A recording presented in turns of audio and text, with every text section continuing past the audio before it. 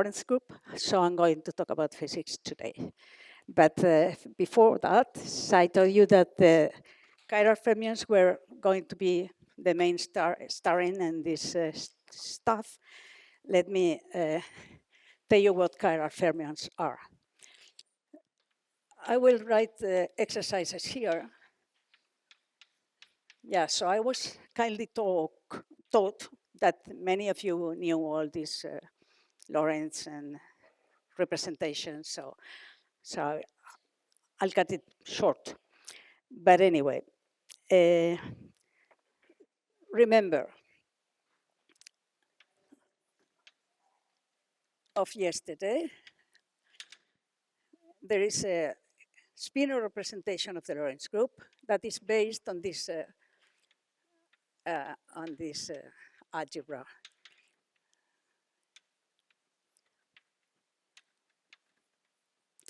And the Dirac spinor is somebody that transforms according to the spinor representation. Now let's choose a chiral, what is called chiral representation for this algebra of this Clifford algebra.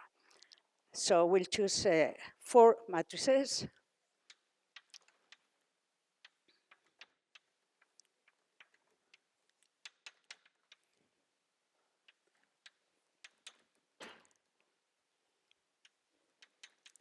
Where the sigmas are the Pauli matrices, the standard Pauli matrices. Then morning.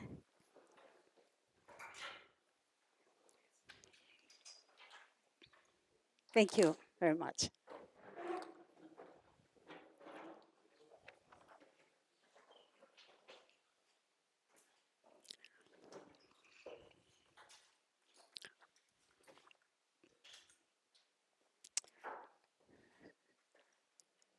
So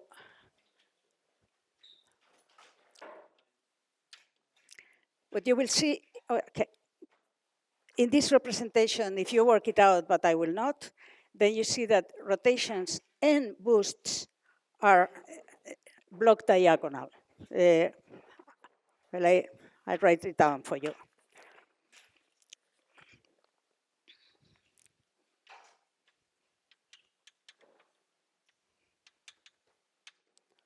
Phi sigma over 2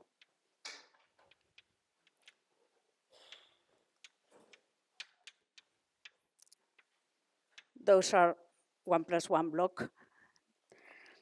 blocks, and boosts are same, chi sigma over 2 with a minus sign here, over 2. So this fact, sorry,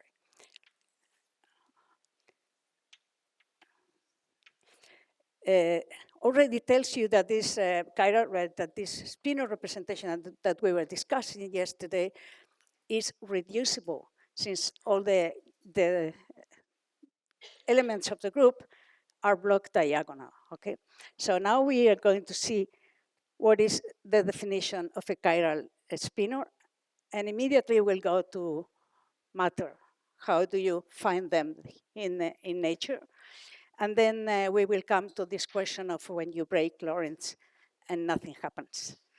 Okay, so the second, let me write down the Dirac equation.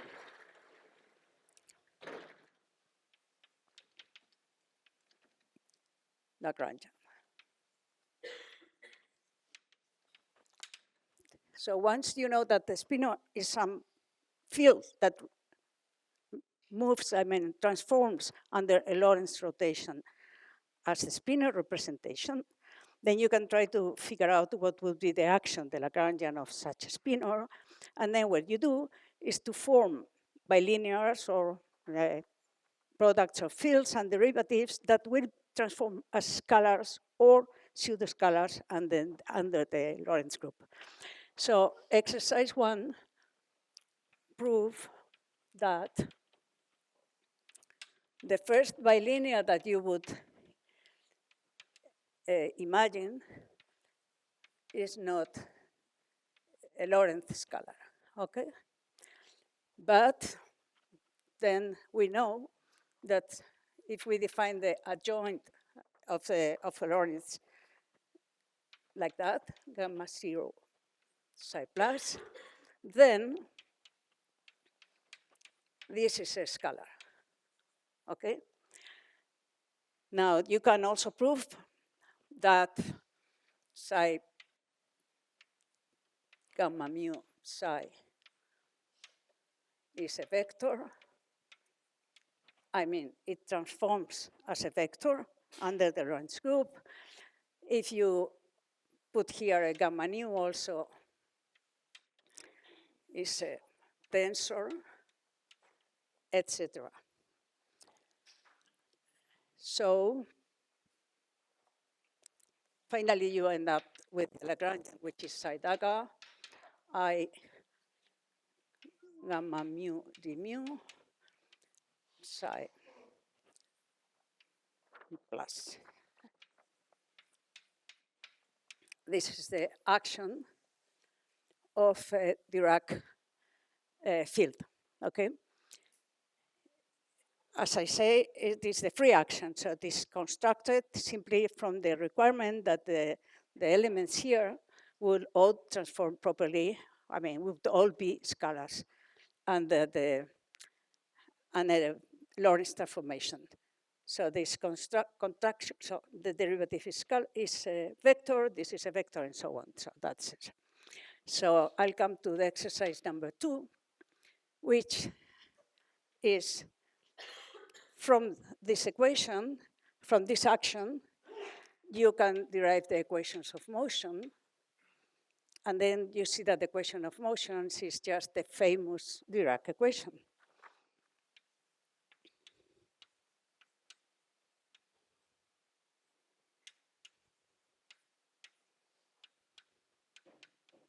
Okay.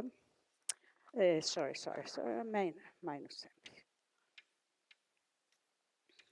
Dirac. Now we'll go a bit old-fashioned now and try to think on the ways that Dirac derived this equation and what were his aims. And we'll see also what are the differences between having a linear action, once a single derivative, or having the quadratic action that the scalar fields have and vector fields have. Okay. So first exercise, derive the Hamiltonian of this Dirac equation, meaning that you have to convert this equation into something like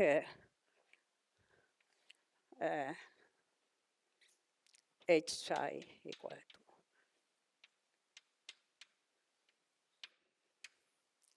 So you find this.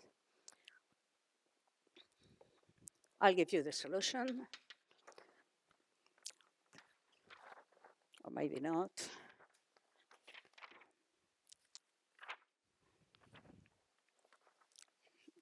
Dirac wrote this Hamiltonian that you probably see, where the beta and the alpha are related to gammas, like beta is gamma 0 and alpha is just gamma 0, gamma, okay? So this is the Dirac Hamiltonian. Why am I interested on that? First, because from here, I will derive something that will be interesting when I relate the Fermi C in condensed matter with something that I will introduce you now, which is the Dirac C in quantum field theory. So next, let's go to this chiral.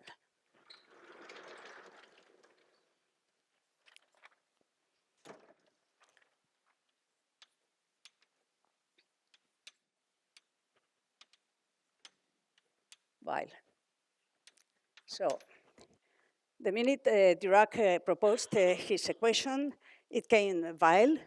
And notice that if you choose this chiral representation of the group of this Clifford algebra, then immediately the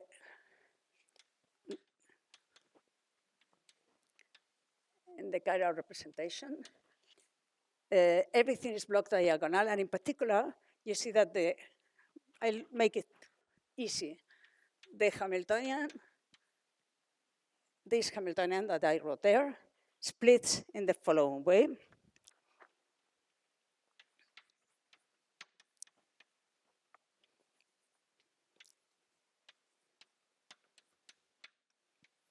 Okay. So this Hamiltonian acts on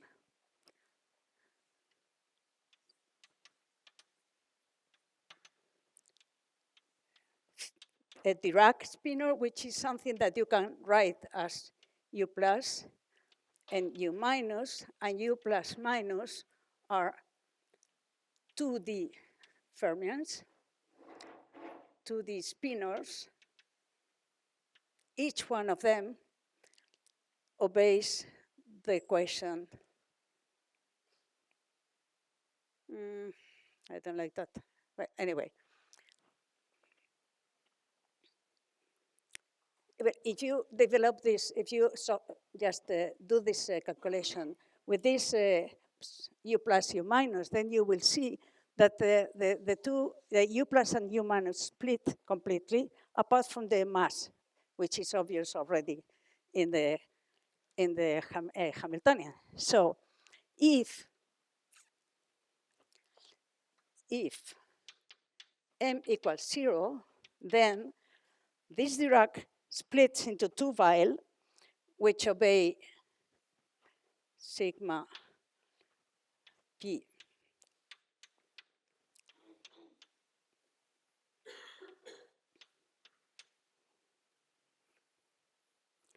Well, that has this Hamiltonian.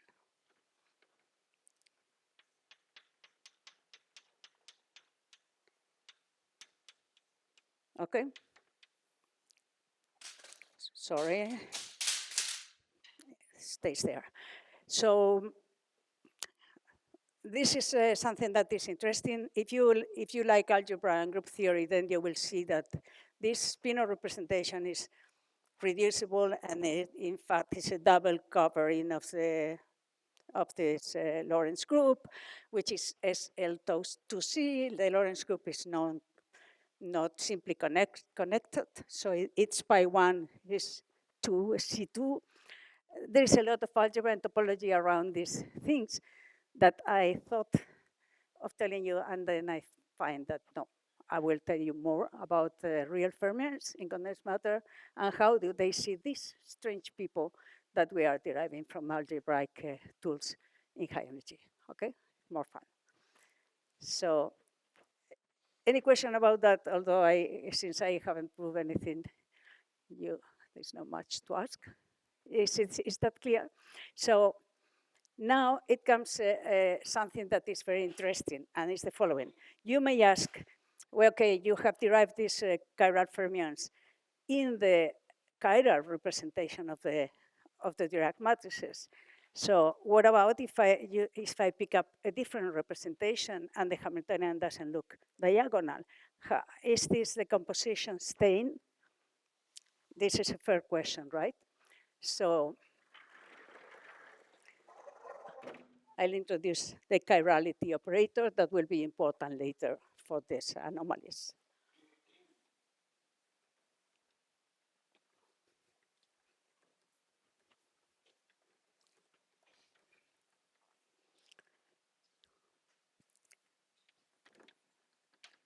Chiral fermions again.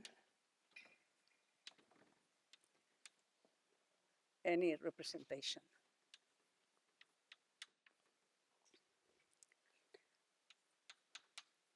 In even space-time dimensions,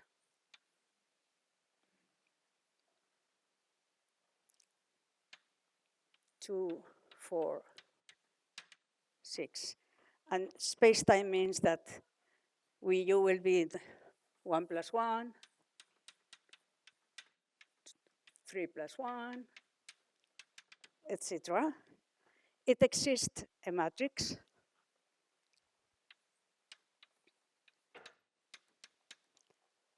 defined. I don't want.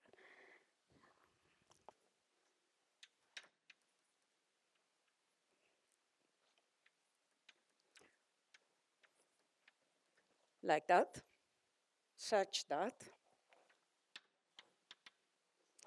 has the following properties.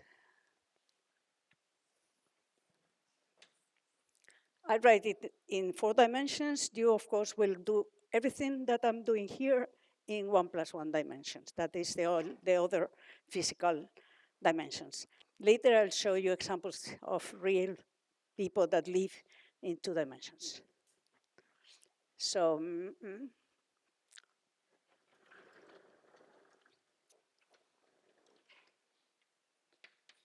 work out the chiral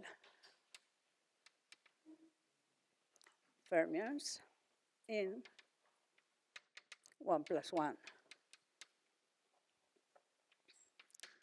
Show that, or see what happens. I won't tell you what you will get. See what happens if you try to do the same in 2 plus 1, okay?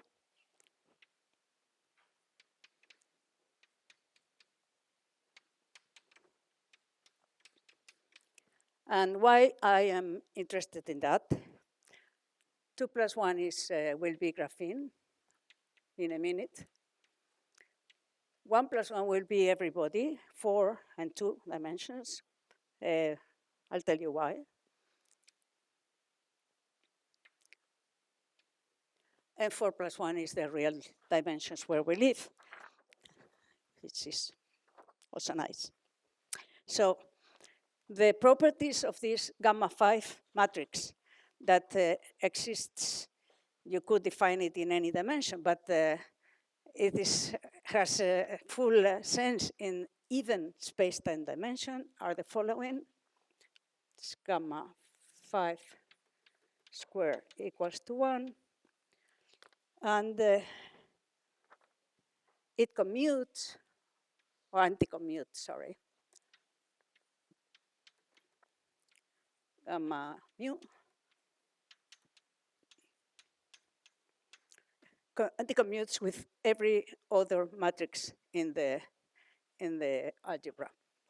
So the existence of this matrix allows you to construct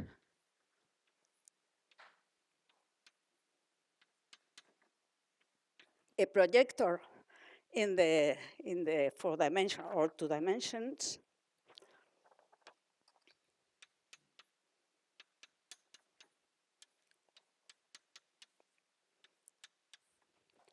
A projector, remember, is an operator that squares to itself, and that, okay, p squared equals to itself, and if you project one after another, you get a 0. Now, this projector acting on the Dirac spinor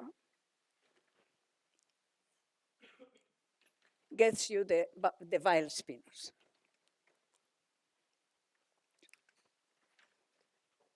So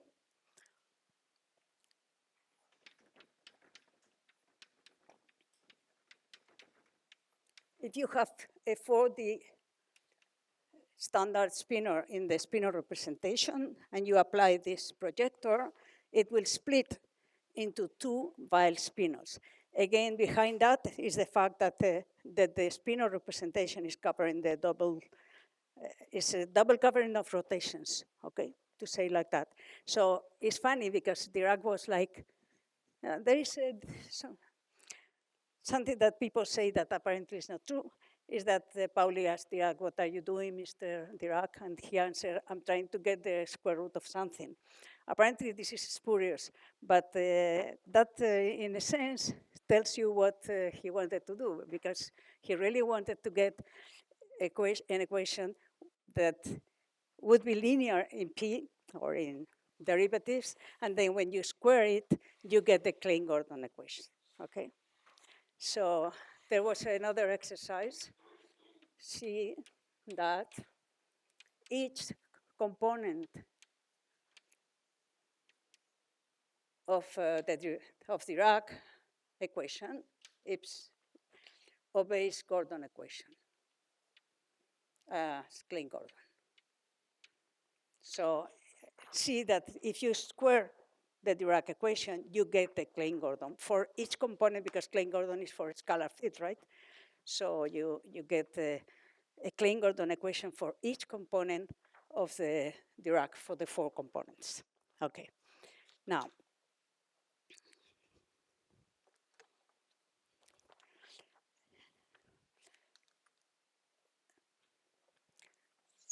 oops.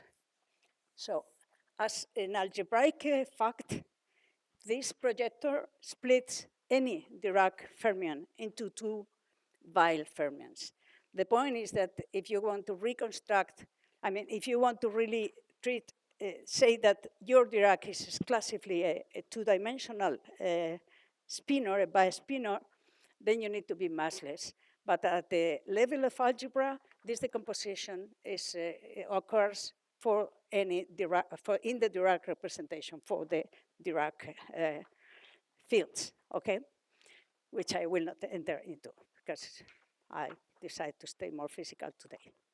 So what is that and why is this important? It's simply saying that, okay, now a chiral spinor is something that obeys this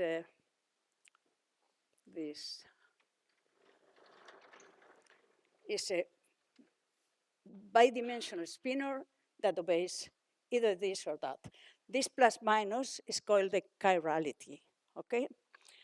And there is some confusion that I will now, this is a digression, small.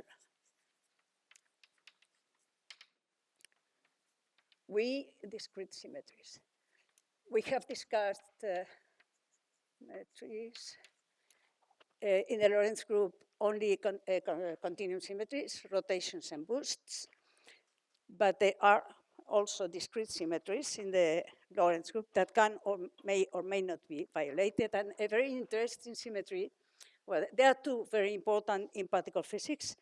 In condensed matter or more applications, parity will be more important than time reversal. But anyway, T is something that takes time x2 minus time x, and parity is something that takes minus x, okay? So maybe an inversion is something that reverses everything, space and time. Of course, when you are in a Euclidean space or in just quantum mechanics, since there is no this signature in the metric, this -1, and you don't have boosts that mix x and time, then these things are very confusing sometimes, you know, because parity is like inversion, and then you may get some strange ideas. So it's good to know what is, I mean, it is good to know the definitions. And then if things coincide, it's all right. Why I'm saying that? I'm saying that because exercise number 6,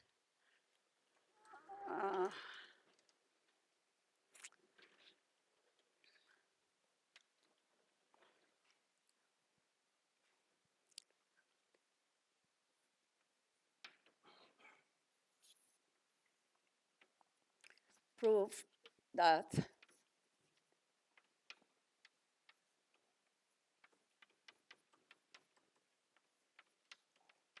parity exchange the chiralities. right? So if you apply the parity operator into a Weil spinor of, say, chirality plus, then you will go to the chirality minus. But it is important to know that chirality is not parity. And I say that because sometimes when working in graphene, you tend to call these two spinors that you get in graphene, 2 plus 1, chiral. They are not. So you get massless spinors in 2 plus 1. I may go on that later. But there is no chirality in 2 plus 1. So those spinors are related by parity, not by chirality. Same now when I'm going to talk about anomalies and the symmetries of these chiral people and the anomalies, there will not be any kind of this kind of anomalies in graphene or in any the surface of a four-dimensional topological insulator that also has massless fermions. 2 plus 1, no chirality, okay?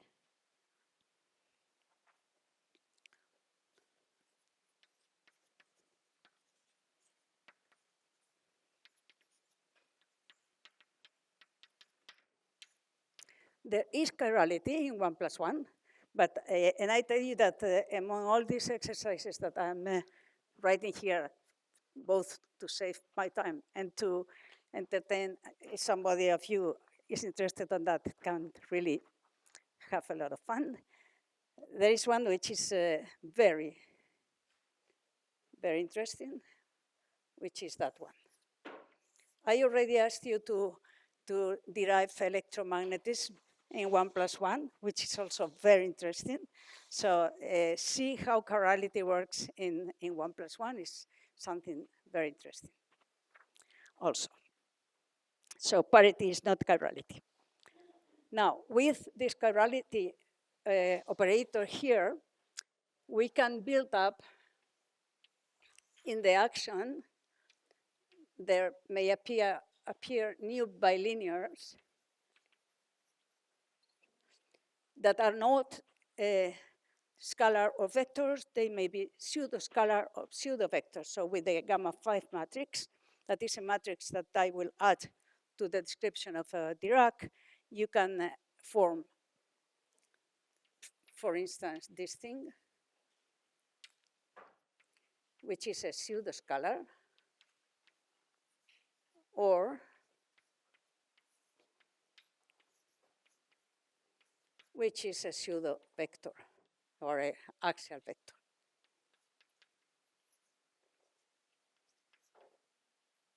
Okay, and this will play a role, an important role later in the anomaly stuff. Okay, I think that this is it about what I wanted to say about this Lorentz group. And now let's ask ourselves, where can we find these chiral fermions in nature?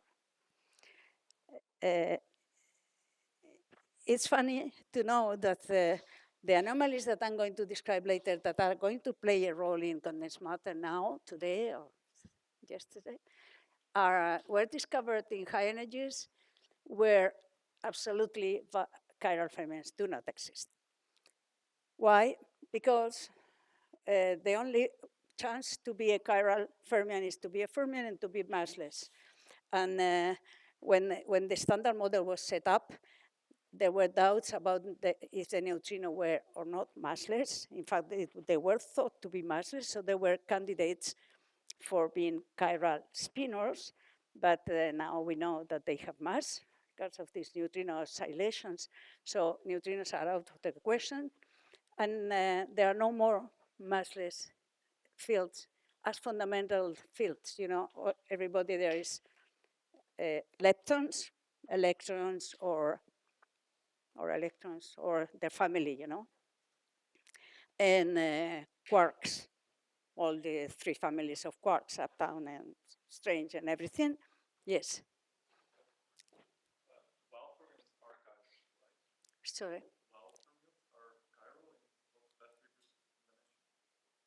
Weil fermions are chiral?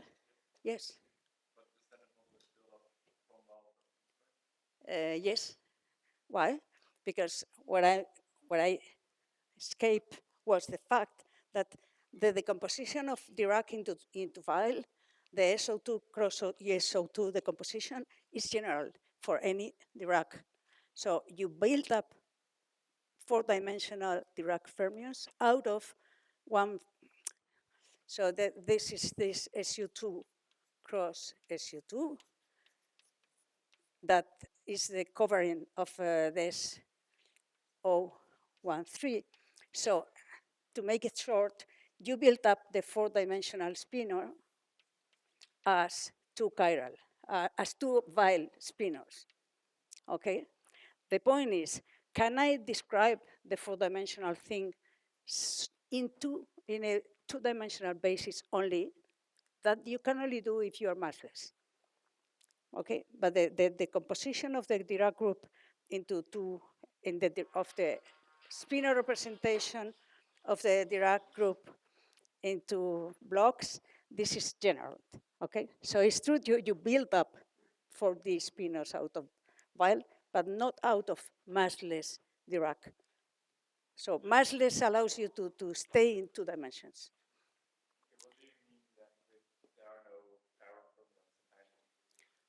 Yeah, give me one example. They don't, no, give me an elementary particle that is a vial fermion. I mean electrons and expanded muons and so on, and quarks. That's what I mean. Everybody has masses.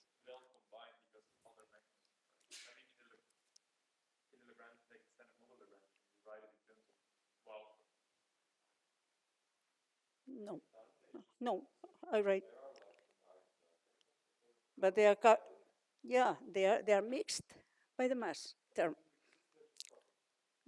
Yeah, so what I say is that you reconstruct a Dirac fermion out of vial, because this is something that is what I showed you.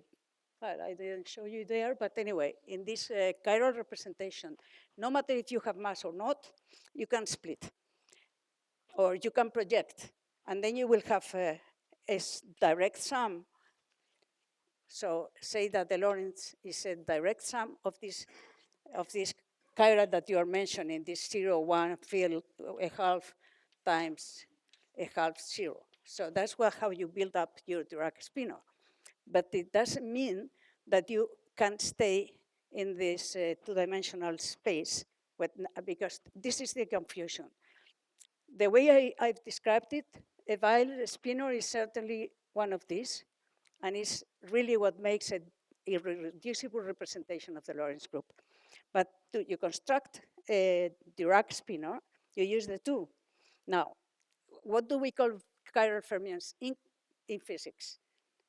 It's eigenstates of chirality, plus or minus, okay?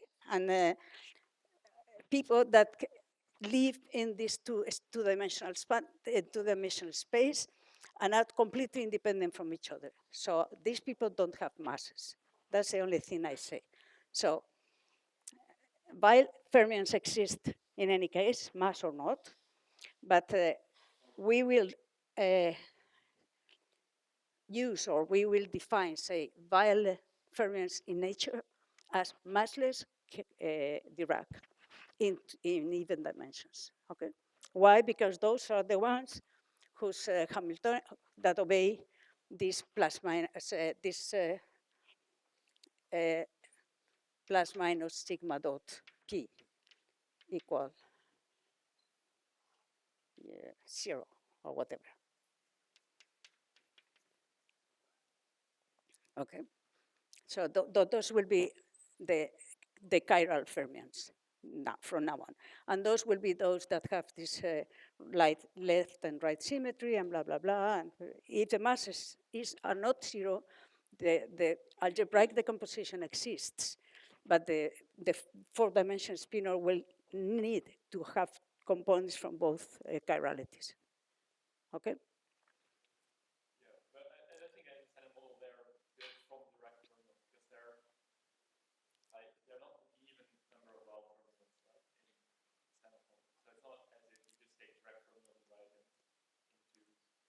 Standard model, every right had a partner left, apart from neutrinos that were only right or only left, depending, because we thought that neutrinos were massless. I mean, they thought when they were building up the standard model, okay? So these right-handed neutrinos, now we know that they're mixed up with all the others. There is a big matrix relating all the neutrinos, and they are not chiral, okay? So you can use them to build up the standard model, but you will not see them in the experiments. Okay, so let me come now here and tell you. That's what I say. No, I say, wait a minute.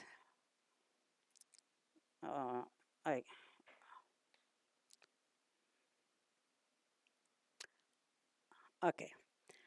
I'll come here now to the real business, which is how do we, why are we talking about, or why are they in condensed matter, or why physicists are we talking about anomalies and chirality and so on in metals, in people that exist, in crystals that have structure and they are conductors and everything.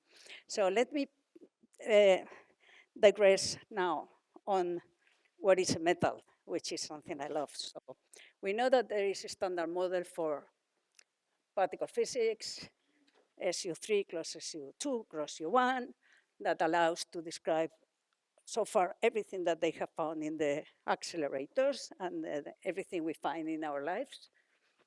For that, we only need UD, but okay, up and down quarks and electrons, but okay. But now we come to fermions in nature.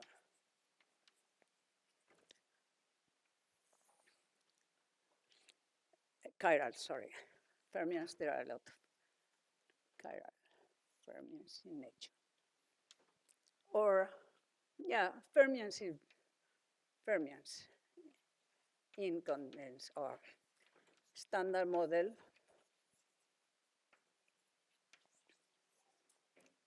in condensed matter. What is this, what I call standard model in condensed matter is, of course, the Landau Fermi liquid.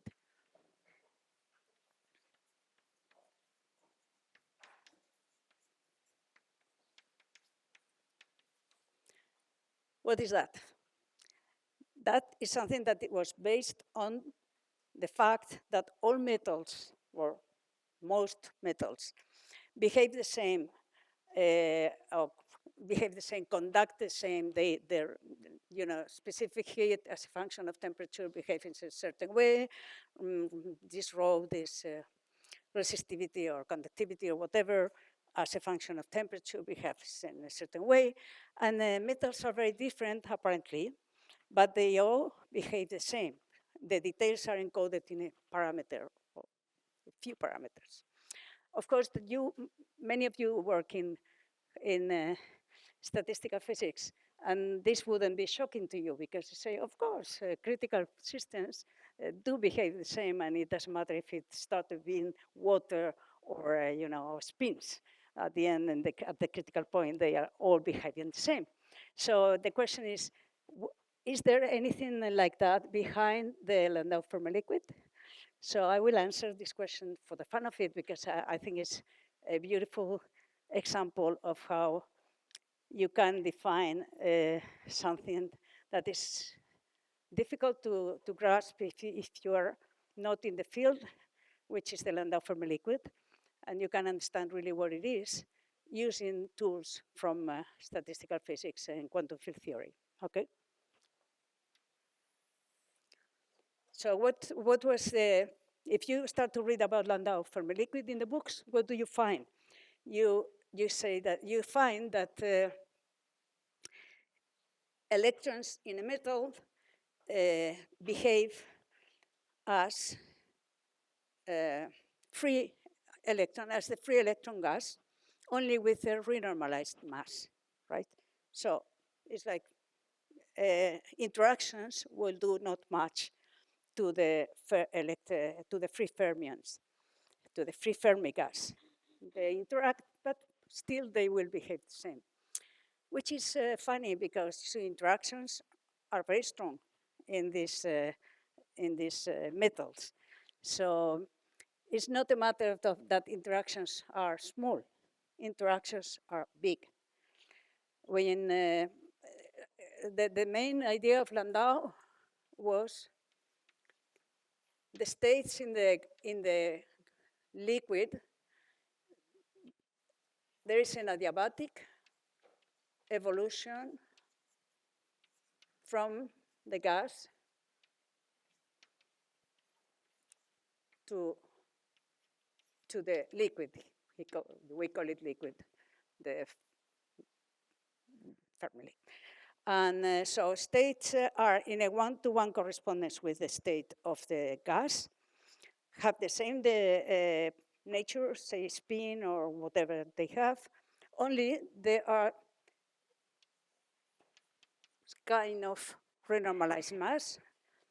Okay, and then in the Landau books or in the Landau parameters. In the Landau description, it appears always some, to me, mysterious parameters that were the Landau parameters that I will explain to you the way I see it now. And of course, if you say, okay, the metals in a liquid will be like free Fermi gas with effective masses, that is simply wrong, because we know that metals superconduct, right? They become superconductors when you lower the temperature. So it cannot be free fermions, free gas. There must be something else. The something else is amazingly encoded here, and really I never understood it. So now I will tell you how you see the Fermi liquid as a fixed point of renormalization group. And then you will all understand what the Fermi liquid is, what are the Landau parameters, and why a metal would superconduct. So ask me questions, because I'll have the break now, and I'll resume at 5 to 10. Questions? Come on. No more questions? Questions, suggestions? You want me to go in a different path? Just tell me, because I know that yesterday was boring. Okay, so just a minute. Maybe I'll take this 5 minutes. I'll make the break at the proper time. This is what I am going to tell you. Now, do vile fermions exist in condensed matter? They do. And they leave, they occur when the Fermi, let me remind you what happened to electrons.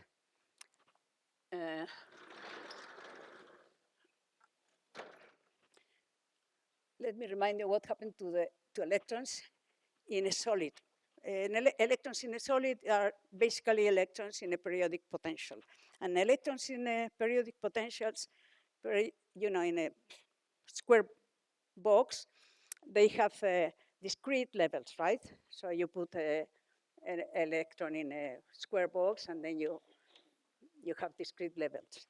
If you put a lot of electrons and allowed, jumping from one side to another of this box, then each one of these discrete levels start to be more and more populated until you get to the solid, which you have bands, energy bands that are filled, and energy field bands that retain the properties of the atom that form the lattice, right? And then you have gaps among the energy bands, okay?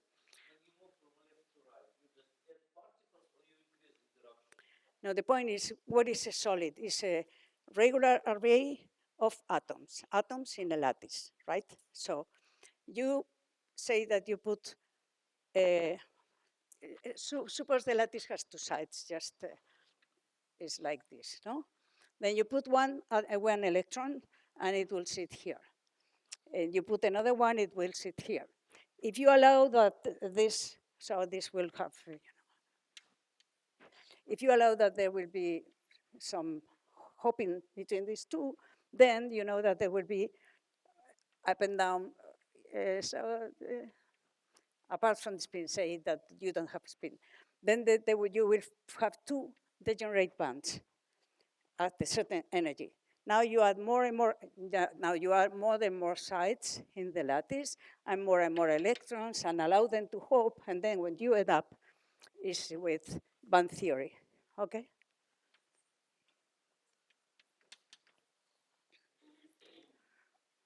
Now, another thing that is important is all this happens because electrons obey the Pauli exclusion principle, mean that there will not be two of them in the same state. So if you have a lot of degrees of freedom, like L, S, D numbers, there will be many of them in the same with the same energy, but with different, spin or LZ or whatever. But the other important thing is that solids are classified according to the following. Now, you have the lattice, and then you throw a certain number of electrons. You fill the lattice up to whatever. Then the electrons will start to sit, here, here, here, here, until here. You end up filling electrons, and then you reach some energy. They always jump, not to be in the same position. Now, so what classifies in band theory, what classifies the solids is like you fill up to the Fermi energy. The Fermi energy is the last level occupied by the electron, okay? Now, if the Fermi energy is inside one of these bands, an allowed energy band, then you are a metal. Why? Because it takes you no energy to excite an electron. So since there is another energy available just continuously, then you will be, the minute you put some energy, you will conduct. You are a metal.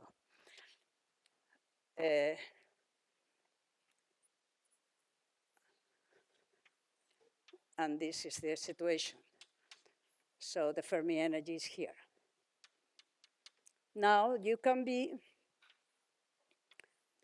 an insulator if your Fermi energy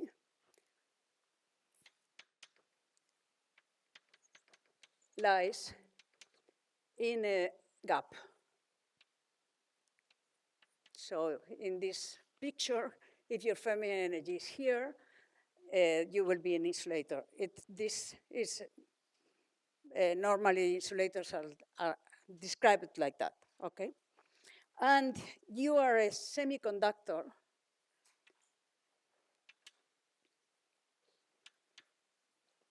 if the two bands touch like this and your Fermi energy is here, okay? All these people, metal, insulators, and semiconductors, will have effective description as H equal P square over 2m. This is quantum mechanics, so the Hamiltonians will be P square over 2m. So condensed matter physicists, many of them, lived happily their entire life with this Hamiltonian P square over 2m. No need of Dirac matrices, Grassmann, whatever, okay?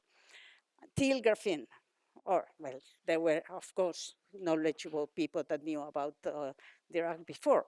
But when Dirac started to be popular in condensed matter was after the advent of graphene, and then I'll continue in 10 minutes. Thank you. Field theory or in quantum mechanics, state is something that you create with a creation operator over the vacuum, no? For instance, a particle state is that one, right? Now, the only thing I'm telling you is what is this? What is this vacuum? And from there, applying creation and annihilation operators, I will generate the entire spectrum of the theory. There is nothing non-local here. What worries you? That the vacuum is full, all the vacuum are full of people all the time. You said that the right picture of Fermi is the same as the free fermions for like certain like low energy excitation? No. I repeat. Dirac got rid. This is now wrong. We know it's not. The Dirac C is not the proper thing, you know. But his way of thinking was, oh, I got negative energy solutions. What do I do with them? I put them all in the vacuum. I fill the vacuum with all the negative, all the infinite tower of negative energy solutions. And now I construct my particles out of this vacuum. Okay, we can discuss later. Anyway, so what is appealing here is that particles and particles, Dirac particles and Dirac and Fermi quasi-particles look very much the same in the sense that they are excitations over a field Fermi C. Let me tell you just straight that this Dirac C is a bit nonsense, but historically is how he solved the problem. And then he just declared that these holes would be the antiparticles. Later, if you just write the operator, the Dirac operator, in terms of creation and annihilation operator, everybody has positive energy. The antiparticles also have positive energy, and there is absolutely no contradiction. So this Dirac C is just a picture. And it's a picture that I like because it reminds very much of the Fermi C. Okay? So let's leave this C by now. And let me just tell you how I got to, I think, understand what a Fermi liquid is.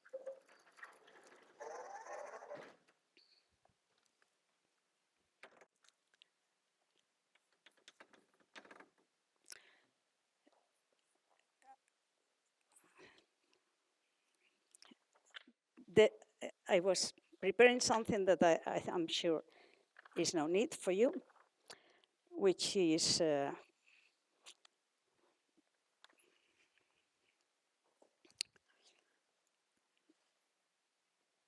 first let's establish a kind of a theorem. A system of electrons with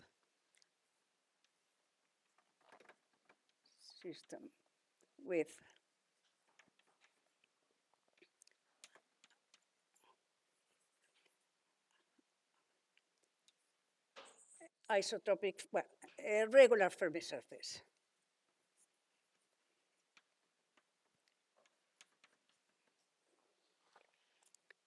Non-singular interactions.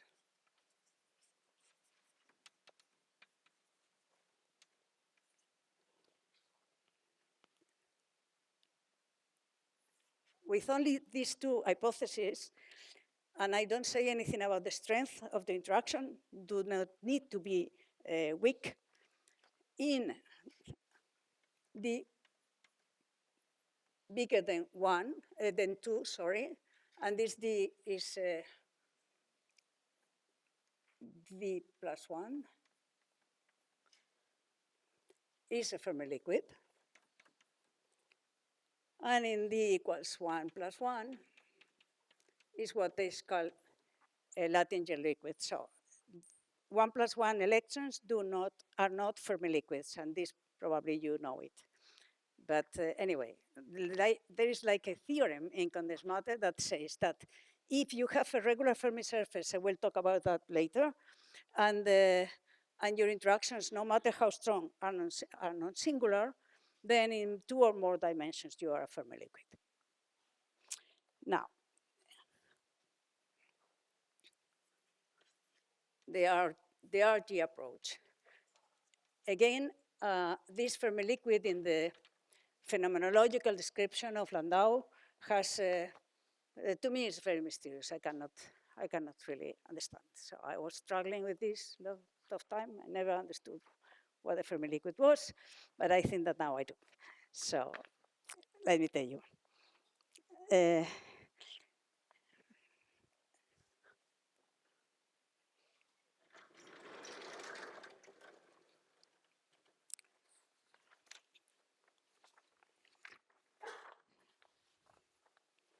Something that you know perfectly is the, well, digression,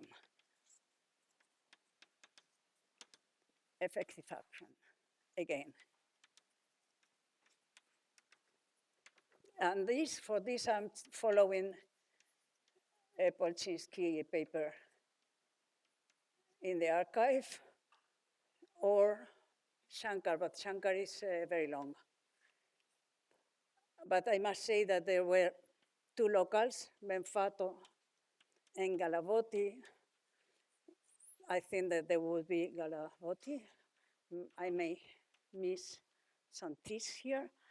Are the ones that came first with this idea of Fermi liquid as a fixed point of the renormalization group. Anyway, so if you have an action that that is, say, lives in a large energy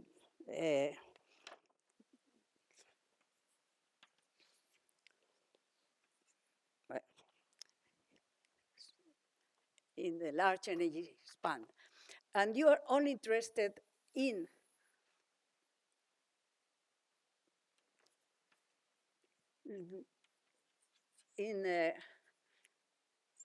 low energy or energies, say that your system lives in a energy that is everywhere, but you're only interested in what happens here, like in the Fermi liquid.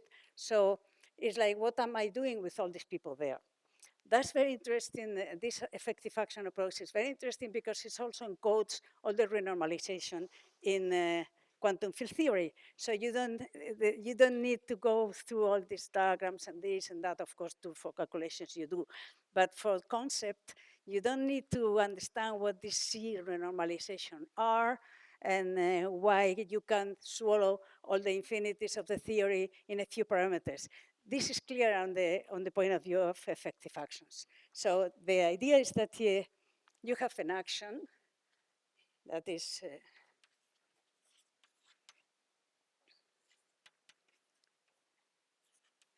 and you are only and you are interested in the modes, say, that are below a certain cutoff. So then you split your fields into high energy modes and low energy modes. And the high energy modes will be those whose energy are, say, bigger than lambda, and those whose energy is smaller than lambda, a certain cutoff that you want, okay?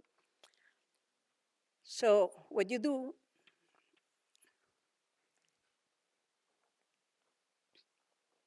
is you split this action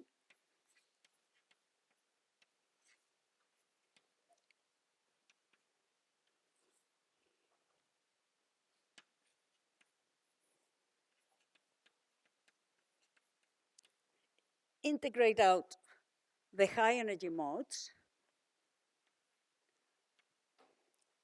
and define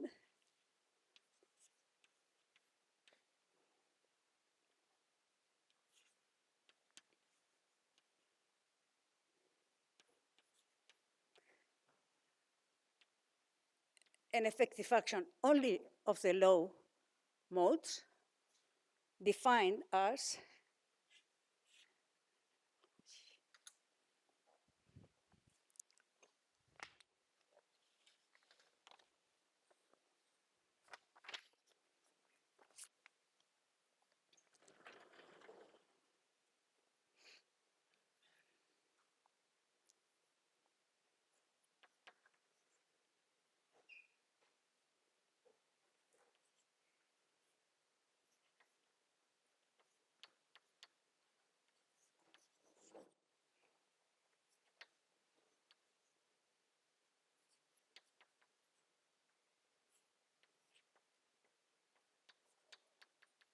Okay. Now, see, what you get is an effective action that depends on the cutoff that you define, okay? And then next thing you do is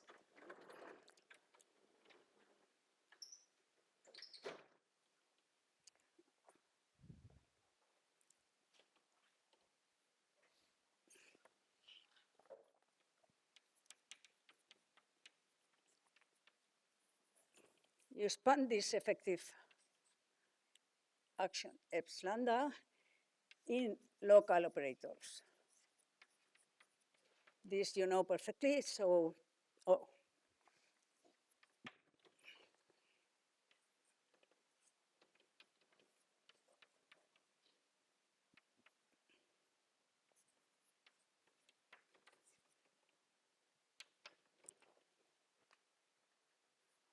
that's something you do normally. That's something you do also in hydrodynamics, and that's something you do also, you can do in high energies or low or whatever. Meaning that you use only the symmetries of your system and the energy you are interested on in order to keep the action as minimal as possible. How do you do that? You study the scale dimensions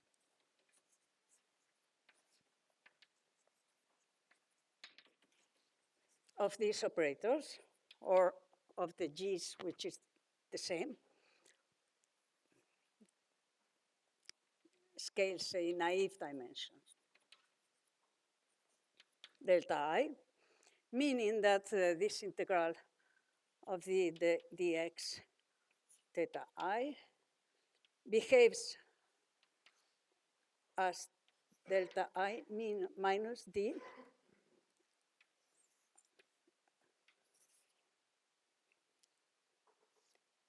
with energy, okay? So you know what the scale dimension is. So now, the idea of what is wonderful of this effective action approach is that if the scale dimension of your operator, and I will give you an example later, of course. If the scale dimension of the operator is smaller than d, means that this thing, when energy goes to zero, because we are going to the infrared, not to the infinite as in quantum field theory. We are interested in low energy because we are thinking on the Fermi liquid.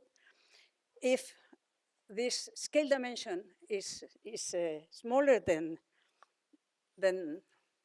d, the space dimension, when E goes to zero, this operator will grow, okay? And we'll call it, in critical phenomena, relevant, and in quantum field theory, super renormalizable, okay? Now, if the scale dimension is equal to d, then this operator will stay at low energies. We call it marginal, and we call it strictly renormalizable in high energies. And if the operator is the scale dimension is bigger than d, then it decreases with the energy. We call it irrelevant here, and non-renormalizable here. Okay? So what is the idea now? The idea is build up your effective action with the fields you have. Construct, fields and derivatives. Construct operators that agree with the symmetries of the system, right? Don't violate, whatever symmetry you have, rotation or. and keep only marginal operators in your action. You may lose in this game. You may get something wrong, as I will see later. But it is a safe approach to instead of having infinite, terms that I can write, keep only marginal terms. Okay. What will happen with this approach, which is beautiful later, is that you'll see that when you correct these operators with, say, interactions with loops, then some marginal operators may become irrelevant, and then, okay, I got them, I just remove. Or some of them will become relevant. That happens sometimes. But it also happens in statistical physics that somebody that was irrelevant from the beginning grew up being marginal later. But I will skip these things that you know better than I, and I will stay with say that you don't need to know the all these Grassmann's variables and so on to construct an action for the fermions. You just do these scaling dimensions and you will be safe. And that's also what the, well, okay, that's it. Now,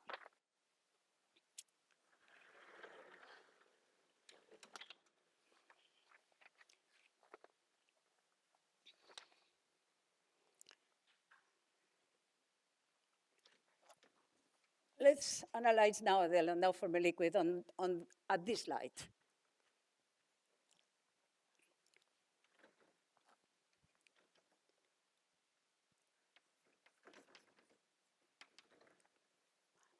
I didn't say before, but this for the Landau Fermi liquid, the effective Lagrangian is always p squared over 2m star. That's what you have. Even for semiconductors, there is an effective mass, even though there is no, which is related to the curvature of the band, but okay, that doesn't matter.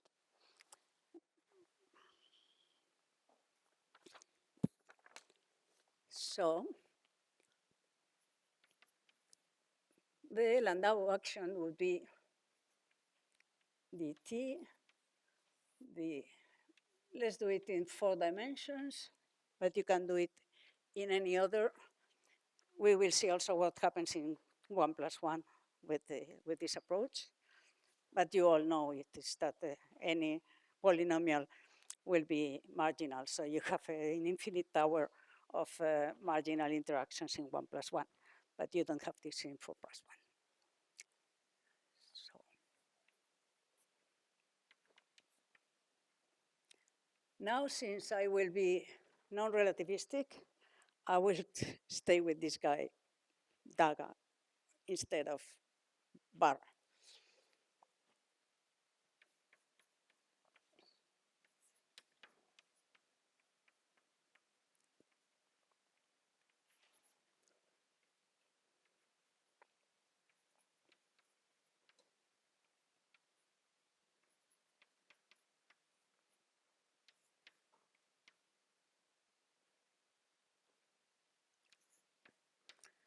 That would be the free description of the,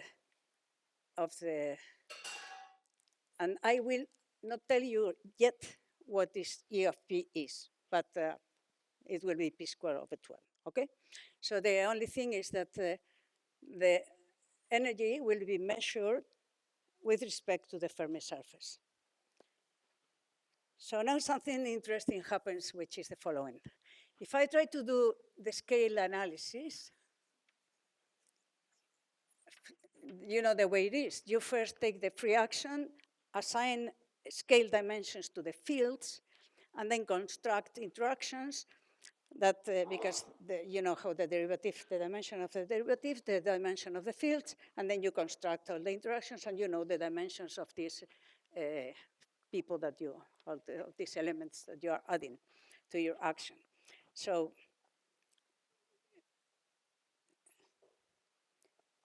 let's say that we want to know the scale dimension of this field. in principle, if the field would be normal, if momentum will scale the same as the energy, then you would say, okay, that this is a derivative that goes out to that. This is a d. I write again d. So that will be two fields for d minus 1, d minus 1 over 2. That's what you would do, as this is the scale dimension of the field. And then this would be okay to here. And then I would build up interactions. But what happens when you are in discussing the phenomena, the kinematic of the Fermi liquid, is that if you have a momentum, say, P, this is the Fermi surface, then you should decompose it into L and K, for instance. You have to decompose any momentum into perpendicular and parallel to the Fermi surface. Why? Because you see, if you move around the Fermi surface, your energy will not change, right? So because there is this Fermi surface peak, then only the momentum that are perpendicular to the Fermi surface would scale, and the parallel will not. That's a very interesting thing because this projects the momentum over only one dimension. So we are dealing with 1+1 physics, a time and a momentum, right? So, well, that's interesting. Remember that the Fermi surface will be, a surface really in D equals 3 is a surface. There will be a line, and there will be a point or several points in 1+1, okay? But let's stay in 2 or more. Yes.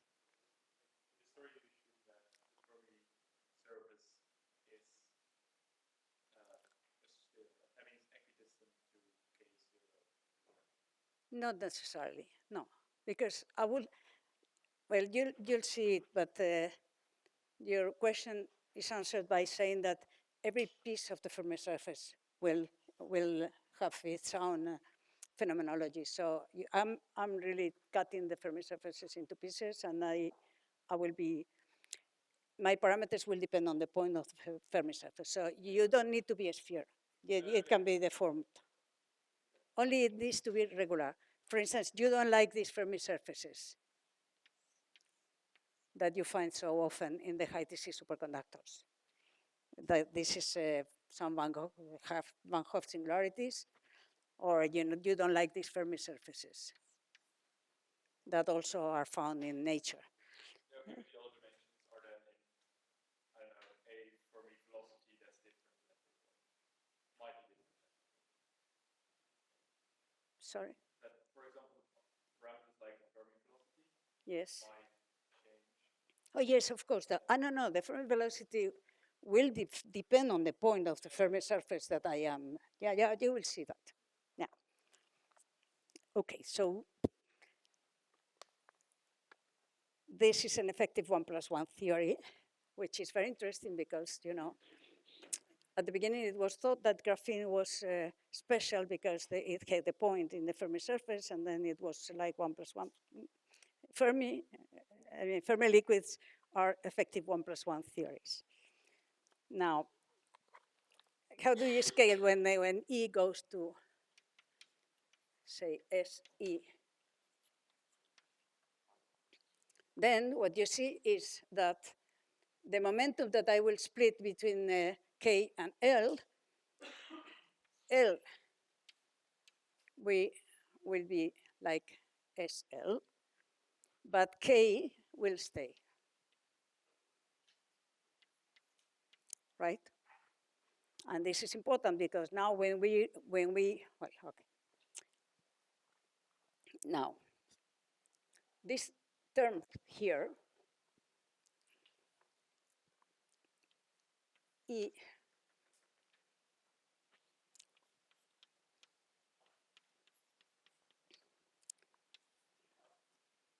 that will be like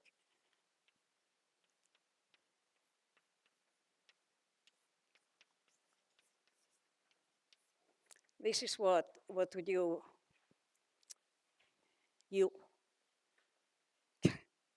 sorry,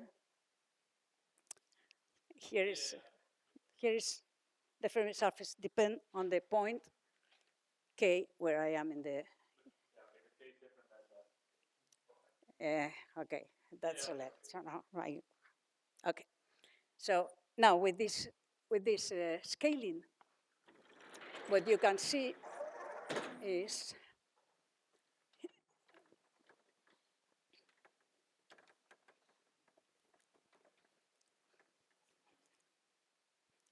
that the scale dimension of the field is exactly like in 1+1, right? Because you have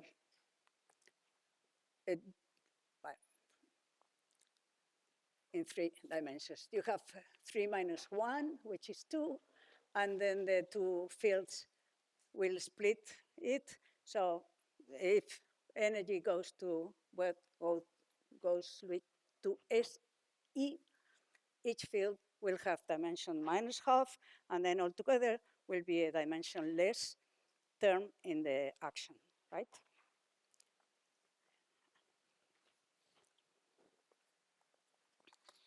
So now we want to add interactions. We want them local. So means polynomial in the fields.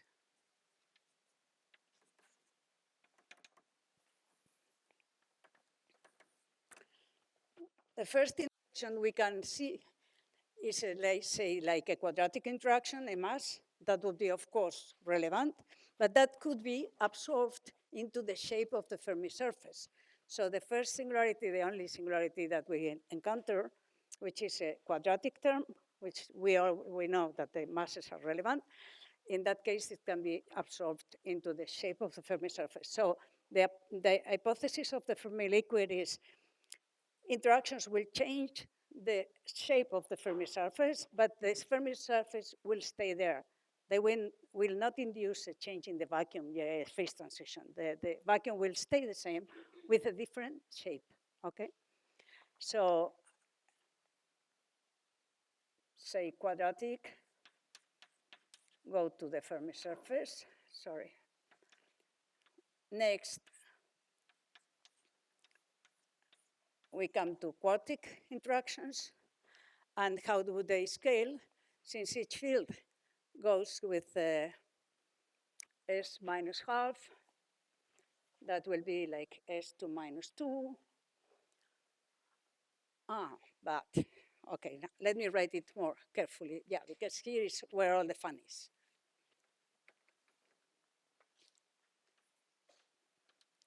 Quartic. S4. dt,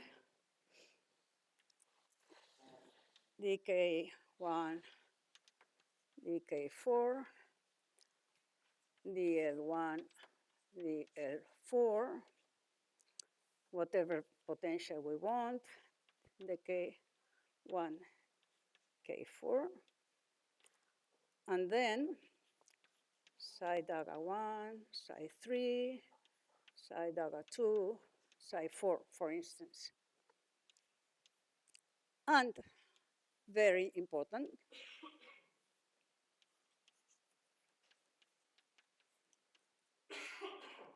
E equals to 1 to 4.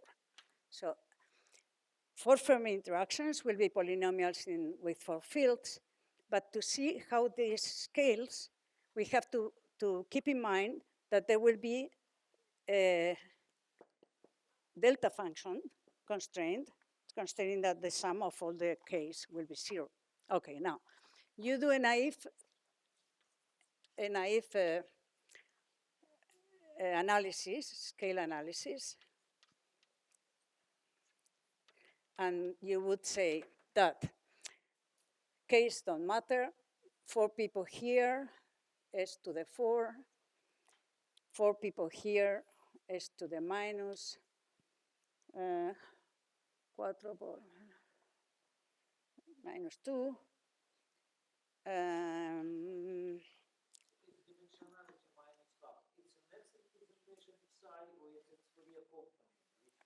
Sorry? S minus 1/2. Yes. It's for psi in R representation or in Fourier representation? Yeah, but this is, because I wrote there, no, it's in Fourier representation. It's true. Yeah, it's about Fourier, it's in P. It's true that's important, but you all know that the scale analysis depends on if you are in the real space or in P space. But if you are coherent and don't move from one state to from one space to another, everything will be the same. You wrote psi to the 4, and I thought that you are in R space. No. This size depends of P. Yeah. So okay. So, I'm missing something here. 4 here, minus 2 here, and another one here. Okay, and a minus 1 here. So this is T is minus 1. Here is 4. This is minus 2. So altogether, this thing will scale as S if you are naive enough to think that this delta function does not contribute to the scaling. I will discuss that now. But is this clear? Well, you do but this is the way. So for Fermi interactions, we'll scale as S and will go to 0 when S goes to 0. So remember, we were rescaling the energy as to S times energy up there. So we would say that 4 Fermi interactions are irrelevant. Of course, if you add more and more fields in the fields scale like S to the minus something, that will be more and more irrelevant. And then you would be happy and say, oh, that's it. So that's why Landau was right. Landau was right because you had the Fermi surface and then you had this particular scaling only in perpendicular direction, all possible local interactions made of polynomials of fields are irrelevant. But then you would ask, how comes that people do superconduct? Okay, so this is a nice thing. The way, well, I'll do it the following way. I'm finished. What happened to the delta function? Oh, it's a 3.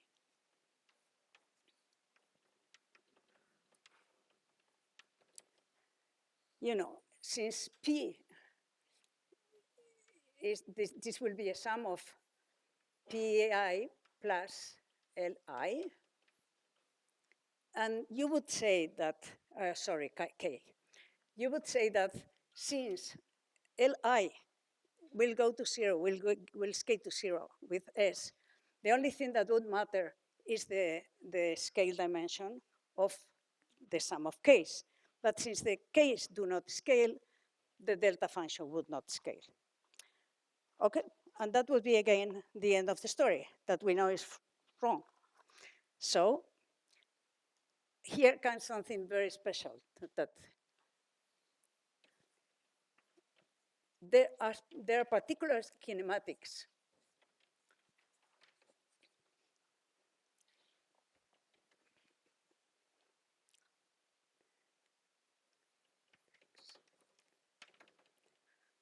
forward, backward, BCS.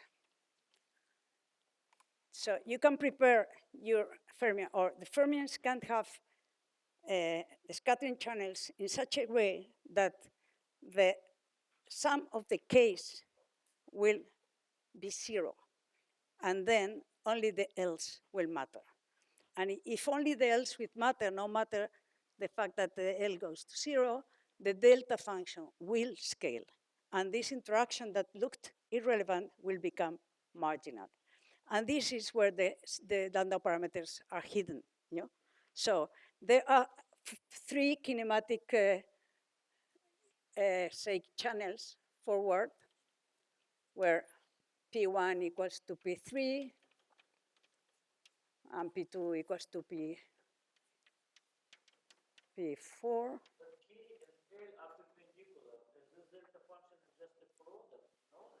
It's a vector delta function, it's a product delta function. No, but yeah, but no, but the idea is that when you try to see if the delta function will scale or not when you move towards the Fermi surface, right? And then you would say that since the case one-dimensional delta function of X. because because the case are the, say, the big momentum restriction, and the else are just when energy goes to 0, S is more and more going to 0, and only K will be important. So that's the argument. So the argument is that naively, which is not true, only the case will contribute to the scaling, but the case do not scale, and then the delta function will not scale. Okay? Now, if you are in a kinematic situation where the K part cancels, then the else will be taking the role, and then the interactions are marginal.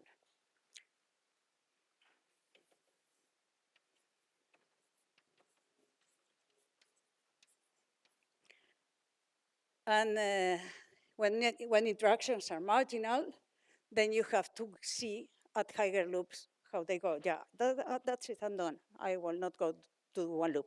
I just mentioned that forward and backward, this is F, this is V, and this is the BCS. Interactions, when you do a one loop, become marginally irrelevant. But they left a reminder that gives rise to 0 sound and first sound and all the sounds. So to do these collective excitations, not phase transition excitations, right? So you have 4-point excitations in the Fermi liquid due to these marginally irrelevant interactions. But the BCS, if attractive, is marginally relevant and takes you away from it takes you to the BCS. It breaks down completely the system, and you go to a superconductor, the vacuum is different, and everything is a phase transition. So that's the Fermi liquid as a fixed point of renormalization group.